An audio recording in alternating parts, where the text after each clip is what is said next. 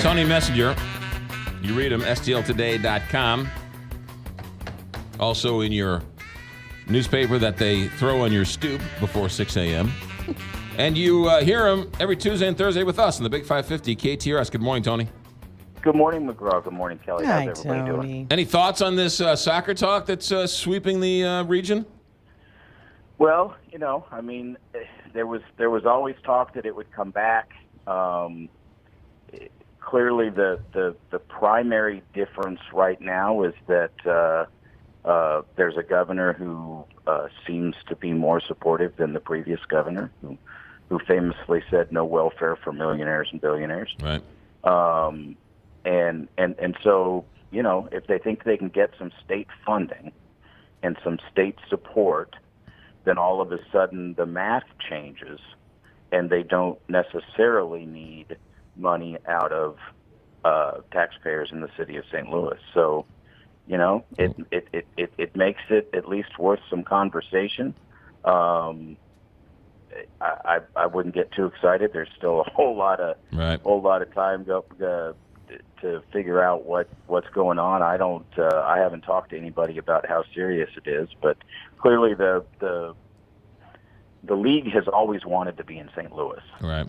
The league believes this is a market that they should be in, and that was driving this as much as anything else. The story that my colleagues wrote in the Post-Dispatch sure seems to give a hint that the Taylor family, who founded and owned Enterprise, and probably one of the wealthiest families in the city, in the region, may be interested in helping, and that makes a big difference.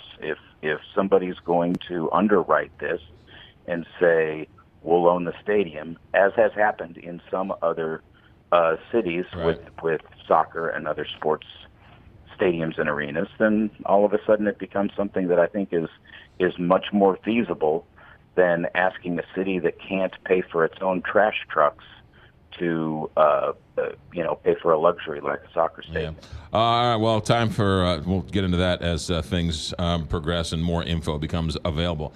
Talk to me about this column you wrote about rural utility bills. It's a little convoluted, but kind of important. Yeah, it's important because it is yet another example about our monopoly utility companies, in this case, both, based in St. Louis, Ameren and Spire, really trying to have their cake and eat it too. And what's happening here is in 16 different counties in Missouri since 2013, the two gas companies tried to change the way that their properties were assessed and tried to reduce the amount of taxes that they were paying to those counties. It's not, the best way to explain it, I think, is it's like when your house gets reassessed. Everybody wants to have, when they're gonna buy their house, they want a really high appraisal so they can get the loan that they want. Right. When your taxes get assessed, everybody wants a really low, appraisal so that you don't pay as many taxes. And that's ultimately what they're doing here. These companies are investing a lot of money in their utilities all over the state to modernize them, and they're getting reimbursed through the Public Service Commission process for that. But what they're saying to the counties, based on what appears to be a mistake that the State Tax Commission made in 2013, is we don't owe you anywhere near what we used to say that our property was valued at. We don't want to be valued at the market level anymore. So they've been fighting since 2013, and that means that all of those tax dollars in some of these small counties, the utility companies, one of the biggest taxpayers, well, all those tax dollars are sitting in escrow while they fight. And there was a hearing in St. Louis at a hotel room turned into a courtroom by the airport last week that I attended, and it's complicated, but in one way it's really simple. Basically, the gas companies don't want to pay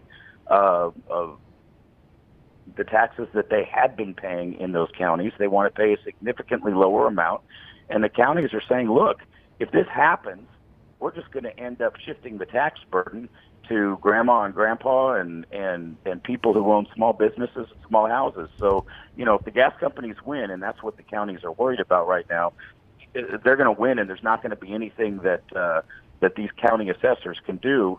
But as a matter of public policy in all these rural counties, small taxpayers are the ones who are ultimately going to pay the higher taxes. Yeah, you mentioned in the article to the tune of $20 million. Yeah, there's about $20 million that's in escrow right now because Ameren and Spire are basically challenging, I believe, every tax year since 2013. And they've lost every step of the way, but they did recently get an appeals court to send the case back to the state tax commission.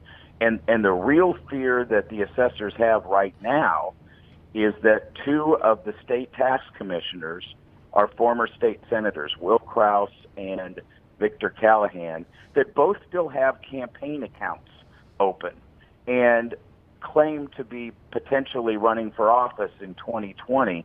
And these are people that have taken money from Ameren and Spire before, and their most recent ruling, they overturned their senior hearing officer who ruled in favor of the assessors, and the state tax commission said, no, we're going to overturn that. He was wrong, and ruled in favor of Ameren and Spire, that it both helped fund the campaigns for Krause and Callahan while they were state senators. So the assessors are pretty worried that there's some high-level political shenanigans going on here and that they're going to lose. It's not money out of their pockets. It's money out of their taxpayer pockets. And ultimately, if they want to fund schools, libraries, ambulance districts in Cape Girardeau and Butler and Warren and all these other counties, then small taxpayers are going to have to pick up the difference. Yeah, I can only imagine what $20 million less in taxes is going to do to some of these rural communities that are already hurting for all sorts of reasons.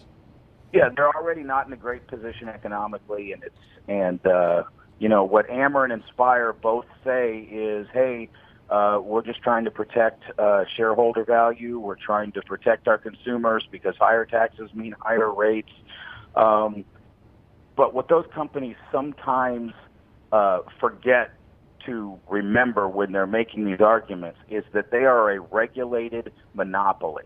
This is not pure capitalism. This is a regulated monopoly. They spend a lot of money on lobbyists and campaign donations to get their way, and the result is always higher rates for taxpayers, either in terms of their utility bills or in terms of picking up the tax base that is diminished by Ameren and or Spire, in this case, not paying their fair share. Tony Messenger, STLtoday.com. You can read the column also with us every Tuesday and Thursday. Tony, good stuff. Have a good week. Good to talk.